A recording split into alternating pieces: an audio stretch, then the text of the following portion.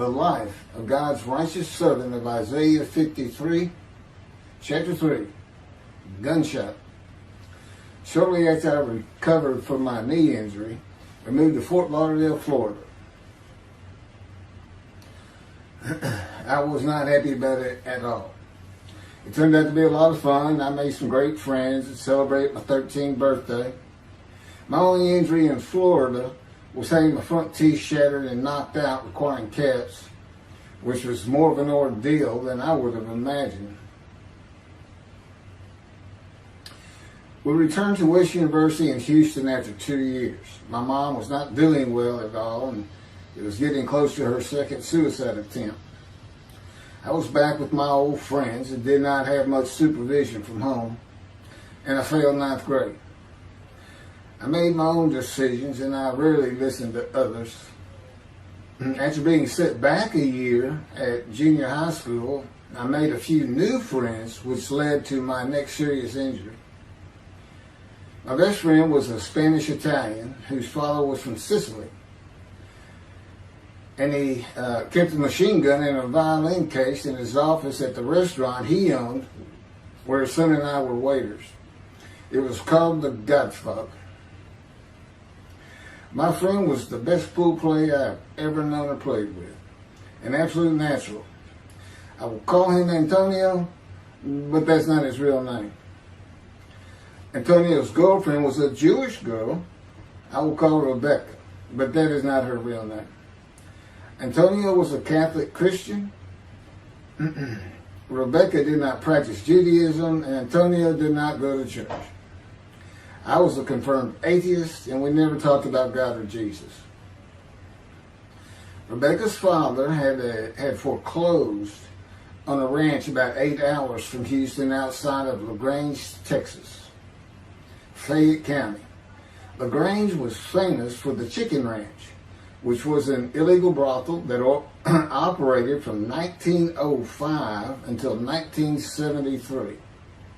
The business served as the basis for the 1973 ZZ Top song, LaGrange, and the Broadway musical, The Best Little Whorehouse in Texas, as well as its 1982 film adaptation. T.J. Flourney was known as the meanest sheriff in Texas. In the coming weeks, I would be interrogated by him outside of Shock Room 3 at Dental Hospital in Houston. This is an excerpt about him from an internet article. It was the most one-sided Texas battle since the Alamo, as 100 citizens watched disbelievingly in the dusty little town of LaGrange, their beefy sheriff, T.J. Flourney, reached into a black 1975 Continental Mark IV and began to shake by his $300 suit Marvin Zindler, the star consumer crusader of Houston, Texas. That's from People, June 17th. Next, the sheriff tore off Zindler's blue-white toupee, waved it in the air, and then finally ground the rug under his cowboy boots. Behind Flourney's fury was the fact that on Zindler's last assignment in LaGrange 18 months before, he had filmed an expose which resulted in the closing of a critical part of the local economy, the Chicken Ranch, a legendary body house. Antonio, Rebecca, and I first went up to the ranch in the summer of 1975. There was a small ranch house and small lakes with horses roaming around loose in pastures. We decided it'd be fun to try and catch one of those horses and go riding. The next time we went to the ranch house was in Rebecca's father's Mercedes-Benz, two-door convertible Mercedes-Benz. I sat on the hood of that Benz with a lariat while she tore through fields trying to run down a horse for me to rope. The horses could turn too fast, and we never got close enough for me to rope one. What we could and did do on the next trip was bring guns. a 30-30 rifle, shotgun, and two 22 caliber pistols with holsters. As a backdrop, Antonio and Rebecca had broken up as boyfriend and girlfriend, and her attention had turned to me. I did not believe that caused any friction between Antonio and me, but it should have. It did not seem to be a source of animosity of Antonio towards me in any event. On October 5, 1975, we were all back at the ranch having a great time. Tony and I were shooting at cans with our pistols and practicing a quick draw from the holsters. We were standing shoulder to shoulder about 3 feet apart, and he was a little forward of me. Rebecca came up behind us, between us, and said she wanted to shoot. Antonio passed his gun to her, and it fired when it was going by me. The bullet went on a straight line through my bladder, intestines, and colon from the front right and lodged in the back of my left buttock in my backside. I could see the trajectory in my mind. I fell to the ground, and Antonio fell on top of me, rolling me over and over. I think he was looking for an exit of the bullet. I told him to get me to a car and get to a hospital.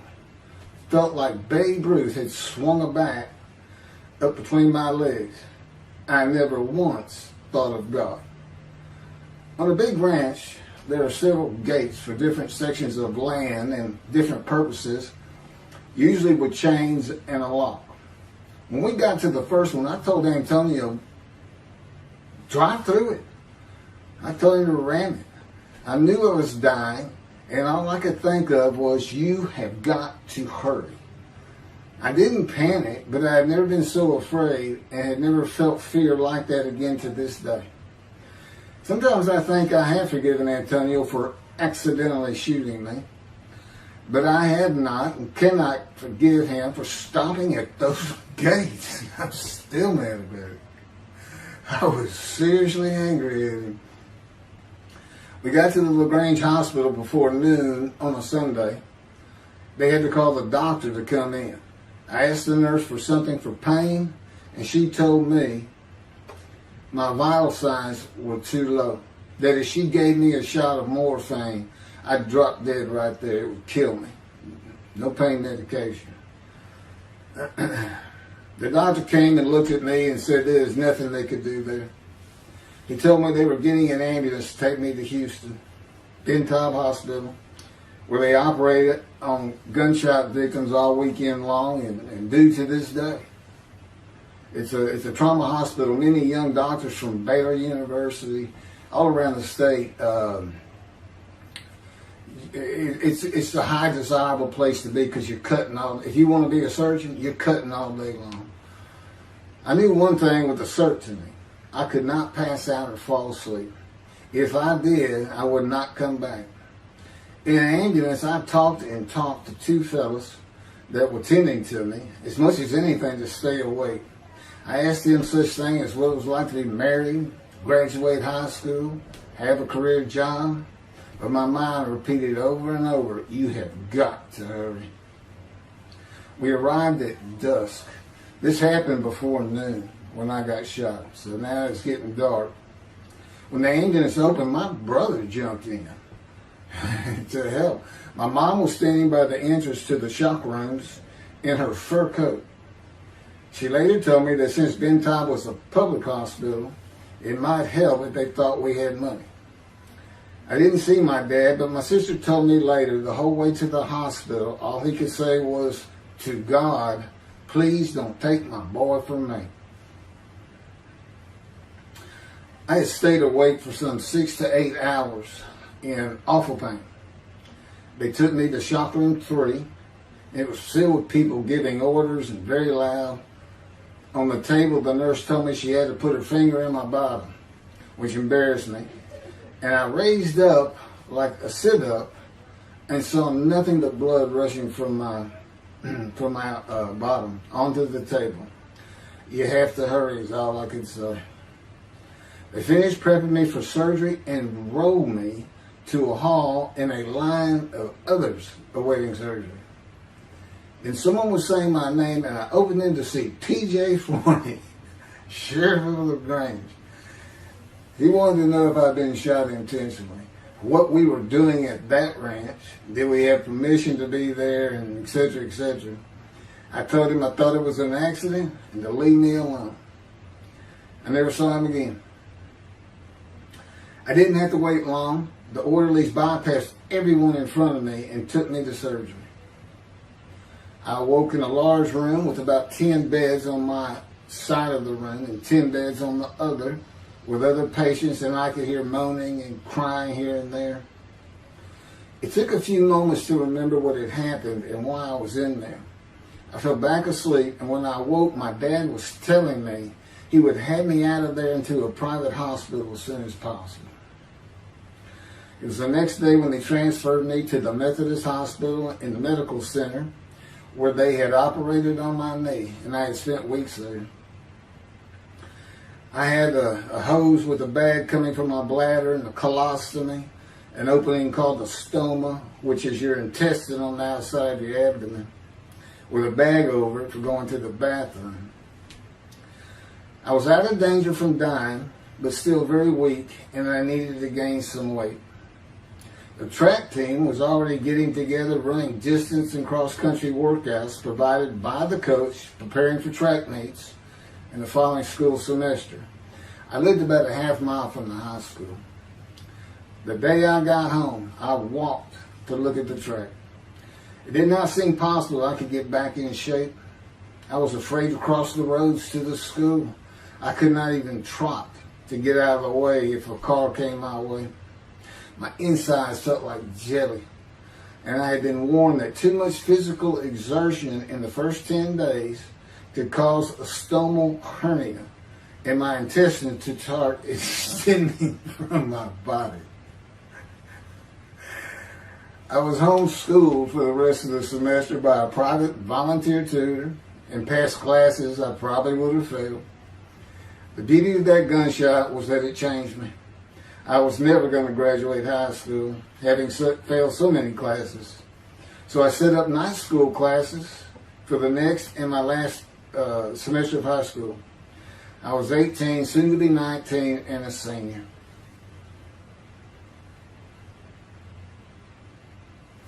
Chapter 4, College and Law School. Before the summer of 1975, one of my best friends on the track team, who threw the discus and shot put in field events and was a senior, told me he wanted to do something big the coming summer before starting college at Louisiana State University, LSU. I was only a junior and I had no plans for the summer. He mentioned this to me, and I began thinking about how long it had been since I had been to Colorado.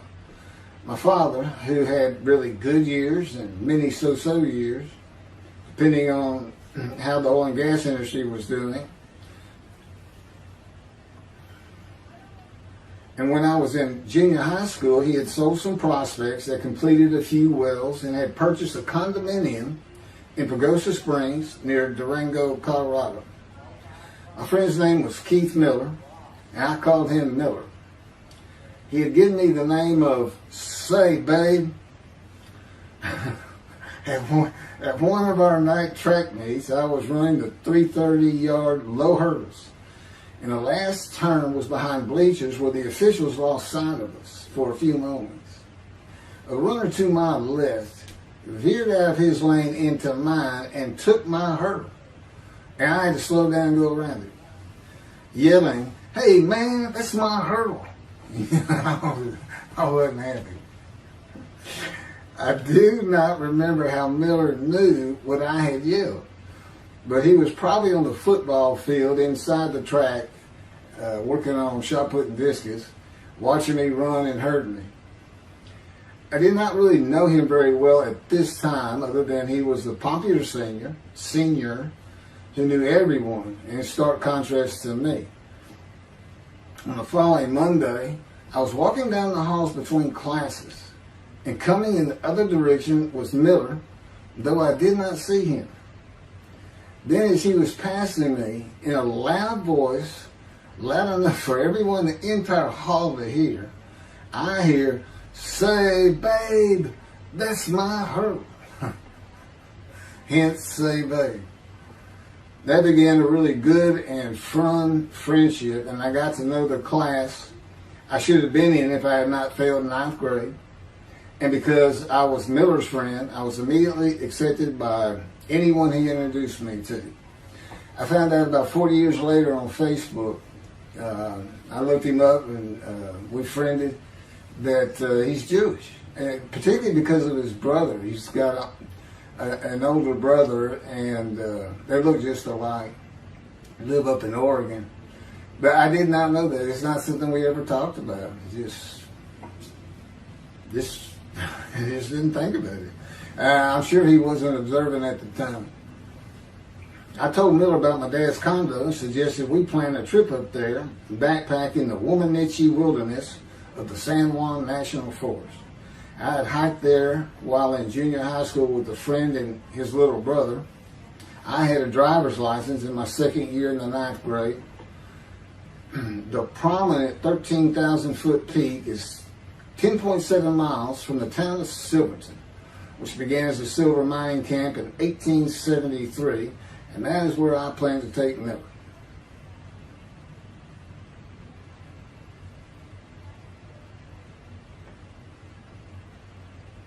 So Miller and I take off. We use his car. As I said, he was getting ready to graduate, and his dad had bought him a Toyota. I can't remember the name right now. My dad's condo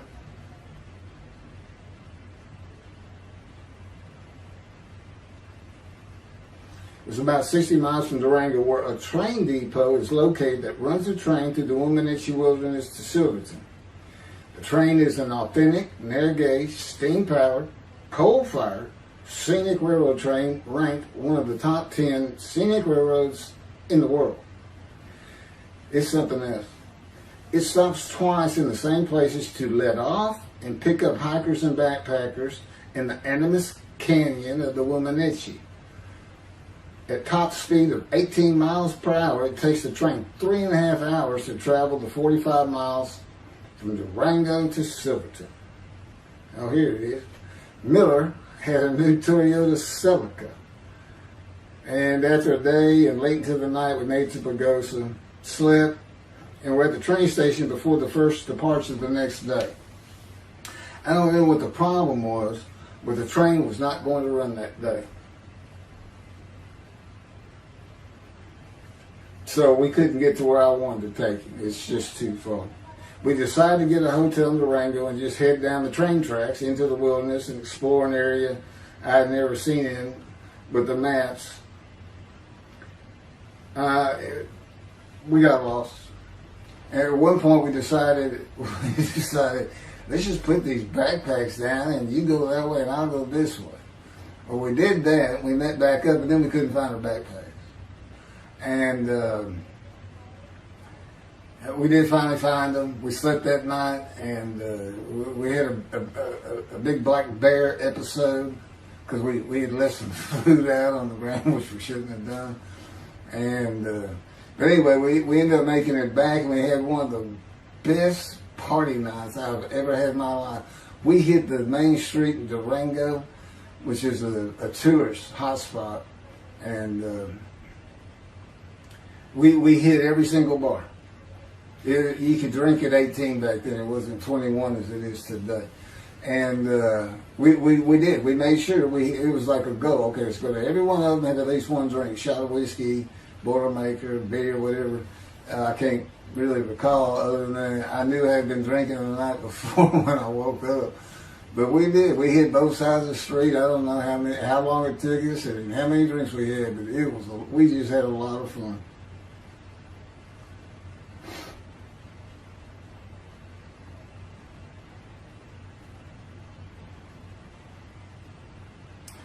Okay, I'll be coming to chapter, well, I guess it's 4. I don't know.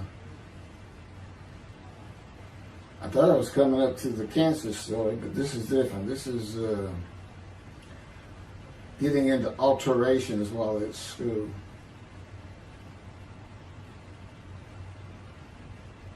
So anyway, I was shot on October 5, 1975, and by early December, so it was October 5, and then in early December, I had surgery again to put my intestines back together, which was, it was dicey. They kept telling me, we don't know if we can reattach. There's people like Bob Hope lived his whole life with one of these stonal deals. And it's just a horrible thing. It was successful. They put it back together, and they removed my bladder tube. The girl next door, who I had never talked to other than to say hey or hello, and who also went to high school with me, had been coming over daily, and she agreed to be my girlfriend when I asked her a few months later.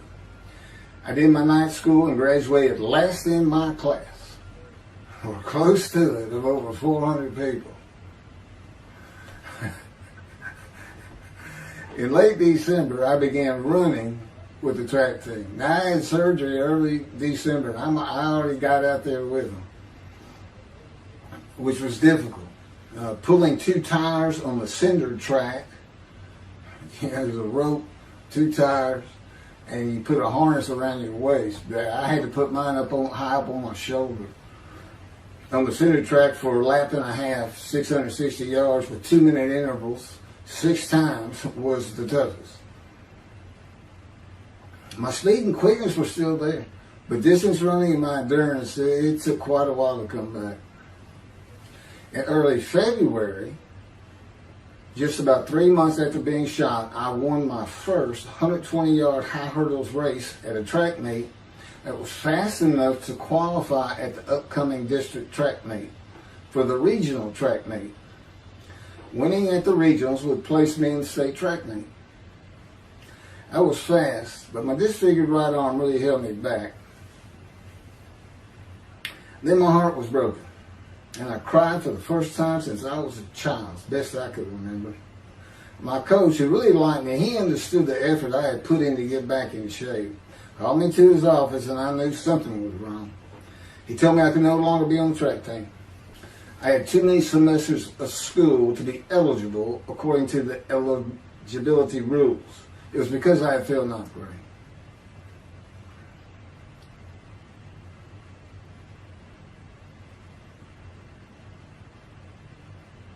And of course, I had no one to blame but myself. Skipping school all the time, just not trying or caring about learning was why I failed.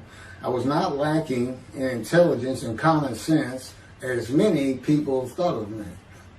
I could and often did read a complete science fiction paperback book during the school day. One day. I get them from my brother. I just sat in the back of each class and read my book, and the teachers always left me alone. I also was suspended from school a couple of times for fighting. First fight was in the gym in the bleachers with the principal on the floor telling us the do's and don'ts for the second semester of the 10th grade. This is 2 years before I was shot. I found out he already knew me by name, and I had never talked to him. The second fight was with the same guy, but this time we took it across the street from the school. He had about 10 of his friends, and I, being pretty much a loner, I had none. They were African American, bused into school from neighborhoods far away. And I just didn't understand them, or know why they even talked to me with words I did not get, like word, or say, man, can I hold $1?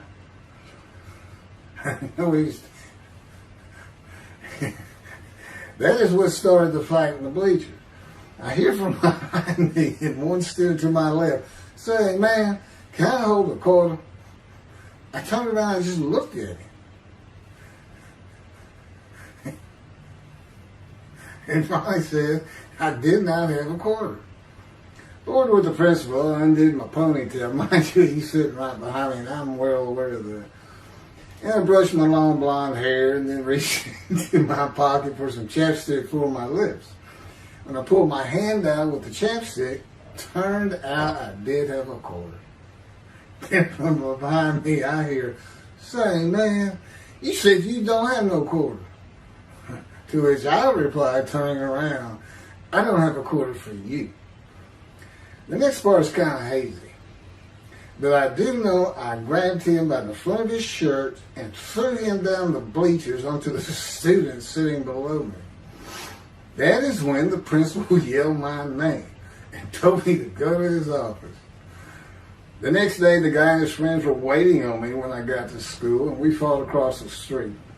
The principal had told me not to get into any more fights, and this is the fight I got suspended for. I remember being after my suspension, being in the men's room smoking a cigarette in a stall, and a group of African Americans came in, and they were talking about the fight.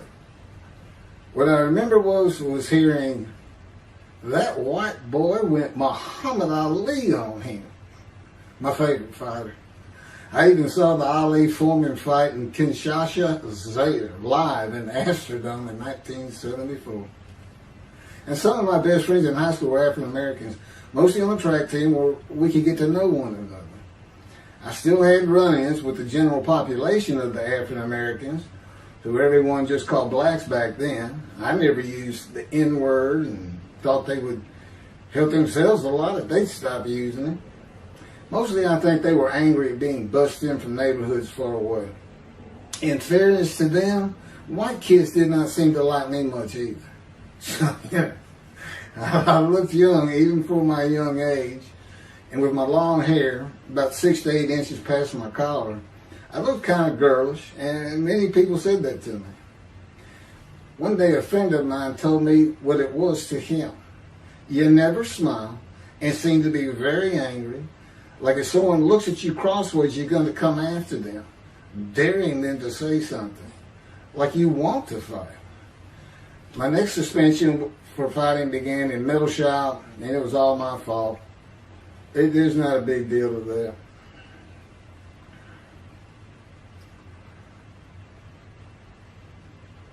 The last fight I was ever in came right before I was gunshot at the ranch. The accident really changed me and the way I looked at life. I never got in another fight after I got shot. It took some of the fire out of me. My longtime friend from junior high school and I were at Memorial Park at night and walked down a train track that ran through the woods, away from the streets and recreation areas. We went to the center of a long railroad trestle bridge that ran over a bayou to wait for a train to round the corner from either direction on a single track. When a train would round the corner, we had to run and jump off the trestle after clearing the bayou. We were drinking beer. As we were sitting, we started talking about the price of gas that was 44 cents a gallon in 1975. Anyway, the trains weren't running. We got up to leave, and as we're walking down the steps, he said something about my father and about how to find oil and gas. And I turned around and just hit him with everything I had, with my right arm. And I realized, what a stupid thing to do. I called him the Big Sweet. He's huge Norwegian. His hair was white and long and longer than mine. His hand was the size.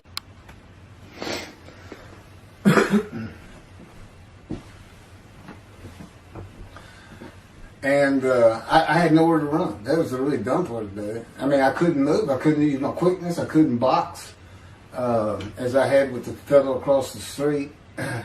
And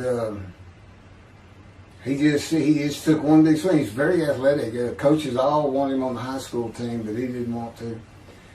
Football team. And but anyway, he hit me just one time. That was the whole fight. It was just 2 hits. My measly hit with my right arm. I let it fast, and I hit him where I wanted to hit him. Well, I say that. I didn't even think about it. But he just about knocked me senseless. I mean, I saw red. And so anyway, that was it for our friendship. Although after I got shot, he and I got back together a little bit, but by that time I had met Denise next door, And I wasn't going to be going out drinking beer at the trestle anymore. I was going to get serious, and that's when I set up my night classes and everything. The big Swede.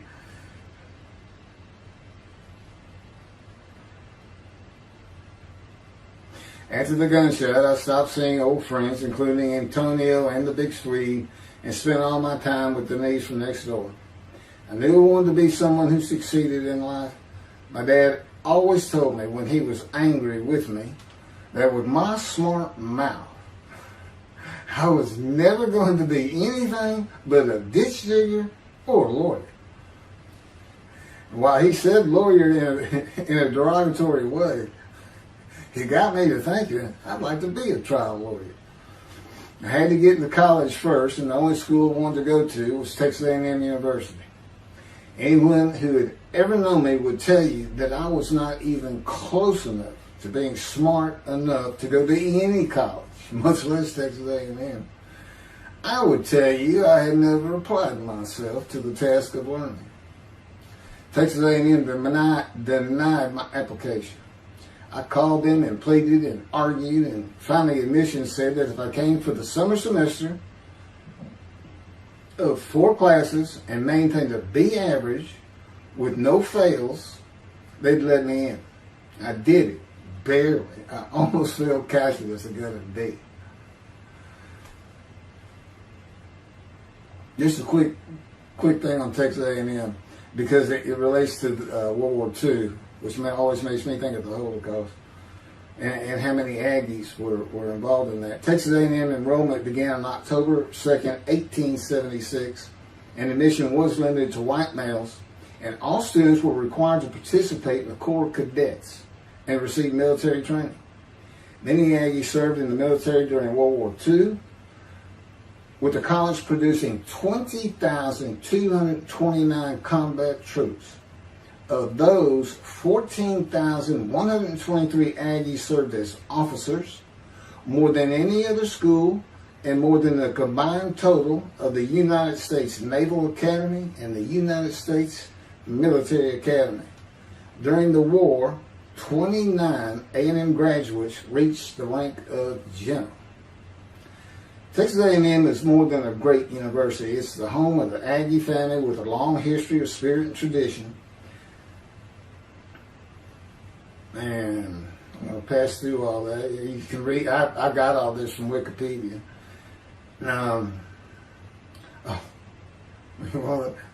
Like Notre Dame, it's a school full of tradition, especially notable at football games and in campus life, drinking beer at the Dixie Chicken.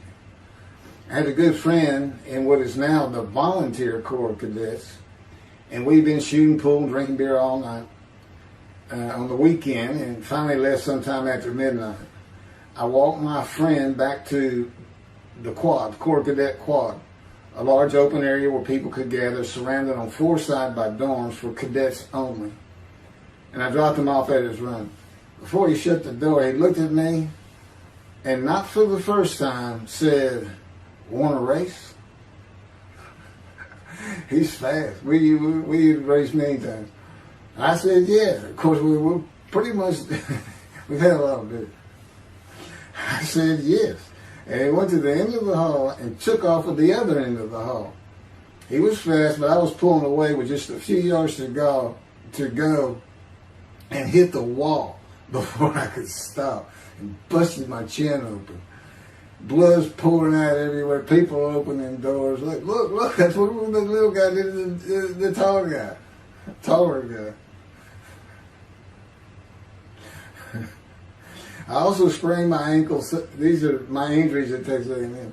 I also sprained an ankle so severely playing basketball with football players that I was in a cast for 6 weeks. Those were my only injuries in the 3 years at A&M. It was the gunshot that changed me and everything in my life. I married Denise when I graduated from A&M in '79, just 3 years after graduating high school. I went through in 3 straight years. Because I had those hours from the first summer, I just went ahead and went the next summer too. And I got out, and the average for most A&M students is 5 years. But I went through in 3.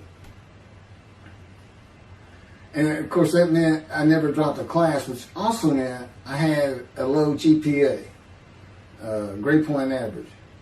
And I didn't realize how important that was for admission to law school.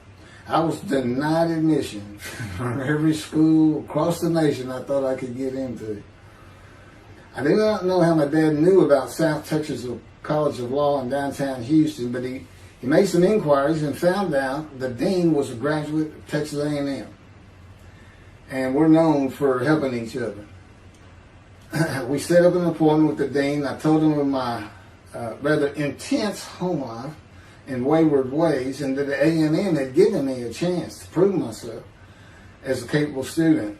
You know, he hemmed and hawed, looked around the ceiling, and gave me the same opportunity A&M had. 4 summer classes, D average, no fails. I did it. I was terrible at chemistry and math, but it turns out I had good reading and comprehension. It's probably from reading all those science fiction books in school. I graduated in '82, and I did great on the bar examination. Keith Ellis McCarty, attorney at law. Who would have believed it? Which reminds me of verse 1 of Isaiah 53. Who can believe what we have heard? That's what any of my friends would say about me getting out of law school. Much less what's happening today. You go find somebody that knew me in high school, they say, who? Oh, that can't be true. Get out of here. I know him. Forget about it. Chapter 5. 27-year headache. I'm going to pick up with that on another video. And then that'll be it. Some general comments. 5 and 6. I'm not sure what 6 is. Yeah, 27-year headache. I'll go ahead and mention God in one of these accidents. And I won't say anything about the dog who took a hard left between my legs, just about severed my knee, my leg at the knee. I won't mention that. Or hitting the big Swede on the track. Unbeknownst to me, my arm just took off. I wouldn't have hit him with my right arm. The things he has shown me. And getting gut shot. Yeah, I think I would have figured out, you probably shouldn't be hanging out with this fellow anymore if you're going to be talking to his ex-girlfriend in front of her. Little things like that, he controls my perception. Little things like that in my life to make sure I am the man of Isaiah 53. If anybody thinks I'm going to back off saying that, they're wrong. I have been through too much. My whole life is dedicated to this time, the day of the Lord. As a matter of fact, what about my day? What about my day? Well, he said, well, first of all, God's speaking with you and living with you. Most people say that's pretty good. I said, yeah. But anyway, here's something he's promised me that he lets me check out all the time. And I'm going to put on the screen.